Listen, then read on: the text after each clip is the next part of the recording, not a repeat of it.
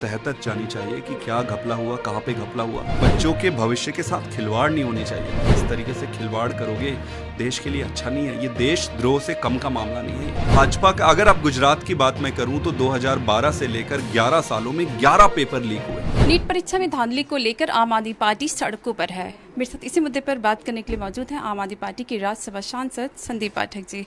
संदीप जी, लगातार आप लोग प्रोटेस्ट कर रहे हैं। आज देश भर में प्रोटेस्ट किया, कल जंतर मंतर पर प्रोटेस्ट किया नीट परीक्षा में धांधली को लेकर। आखिर में डिमांड्स क्या है?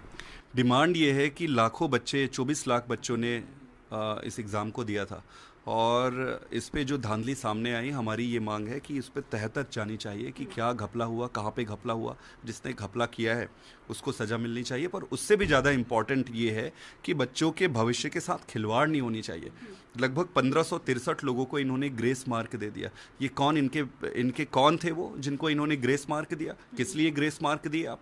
मेरा कहने का मतलब ये है कि अगर आप देश के बच्चों के भविष्य के साथ इस तरीके से खिलवाड़ करोगे देश के लिए अच्छा नहीं है। ये देशद्रोह से कम का मामला नहीं है ये। जिस तरह से देखा जाता है कि अक्सर इस तरह की खबरें आती हैं कि परीक्षा लीक हो गया, चाहे नीट एग्ज़ाम हो या और भी दूसरे एग्ज़ाम्स होते हैं, तो आखिर में भविष्य जो है बच्चों का ख़राब होता है, पेरेंट्स परेशान होते हैं।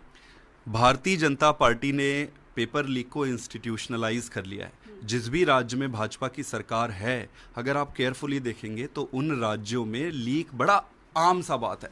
भाजपा का अगर आप गुजरात की बात मैं करूं तो 2012 से लेकर 11 सालों में 11 पेपर लीक हुए। 2015 से लेकर अभी तक एक भी पेपर गुजरात सरकार ने, भाजपा सरकार ने, गुजरात की जनता फंस गई है इनके साथ। आप पूरे देश में अगर लेंगे, इंडियन एक्सप्रेस का एक आर्टिकल आया था, पूरे देश में लगभग 70, पिछले 7 साल में 70 परीक्षाओं में लीक हुई है।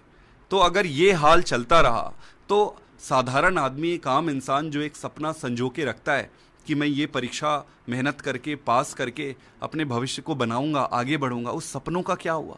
कैसे देश बनेगा? प्रधानमंत्री जी से और शिक्षा मंत्री जी से मेरा हाथ जोड़ के निवेदन है कि प्रधानमंत्री जी, आप एक भी संस्था अगर बना नहीं सकते तो कृपया बनी हुई संस्थाओं को मत तोड़िए। एक आखिरी सवाल, दिल्ली बीजेपी जो है लगातार आप लोगों पर हमलावर है और ऐसे में आतिशी जो है वो ये कह रही हैं कि हरियाणा से पानी नहीं मिल रहा है। ये पहली बार नहीं है कि जब पानी का मुद्दा उठा है। अक्सर जब गर्मियाँ आती हैं तो पानी का मुद्दा उठता है और फिर जब गर्मियाँ ख़त्म हो जाती है तो ये मुद्दा ख़त्म भी हो जाता है। ये जो प्रॉब्लम है ये ख़त्म हो जाए पूरी तरह से, इससे जड़ से ख़त्म कर दिया जाए, इसके लिए आप लोग क्यों नहीं कुछ करते? देखिए, 2-3 चीज़ें हैं। कौन क्या कह रहा है उस पर जाने के बजाय आपको फैक्ट और तथ्यों पर जाना चाहिए। तथ्य क्या है कि हरियाणा से जो सभी राज्यों को पानी मिलने की एक सीमा बंधी हुई है कि भाई इतनी पानी दिल्ली को मिलेगी, इतनी हरियाणा को मिलेगी, इतनी पंजाब को, इतनी इसको, इतनी इसको।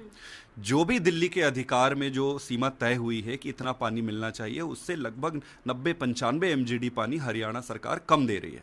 अब इस गर्मी में अगर दिल्ली की जनता और अपनी पानी की मांग करे तो उसमें क्या गलत है? वो तो बड़ी नैतिक दायित्व भी बनता है और उनका सरकारी धर्म भी बनता है। तो पहली बात तो ये। दूसरा, सरकार ने कई सारे कदम उठाने की जो कोशिश किए, आप उसकी अगर तथ्यों पे जाएंगे तो सारे फाइल्स एलजी साहब अपने दफ्तर में दबा दबा के बैठ गए। कोई भी इंस्टीट्यूशनल रिफॉर्म को वो आगे प्रोग्रेस ही नहीं करने देना चाह रहे, क्योंकि ये एक एजेंडा के तहत एलजी साहब दिल्ली में आए हैं कि उनको भेजा गया है कि जा भाई तू बैठ दिल्ली में, और दिल्ली में बैठ के आप कोई भी काम मत होने दो, परेशान कर दो, खत्म कर दो व्यवस्था को, ताकि दिल्ली की जनता सफ़र करे, दिल्ली की जनता त्रस्त रहे।